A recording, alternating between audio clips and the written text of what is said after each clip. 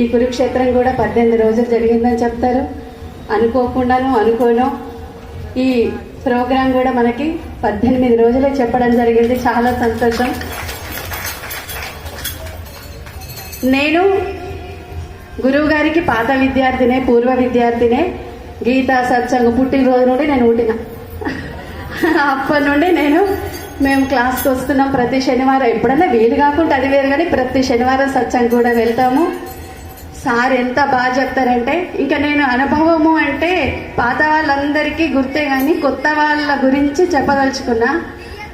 Sir time sense మీరు చూస్తున్నారు కదా, 7 గంటలంటే 7 గంటలకు ఓంకారం జరుగుతుంది అంతే.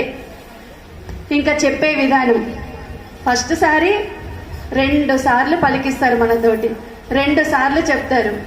తర్వాత ఇంతకుముందు జరిగిన శ్లోకాలన్నీ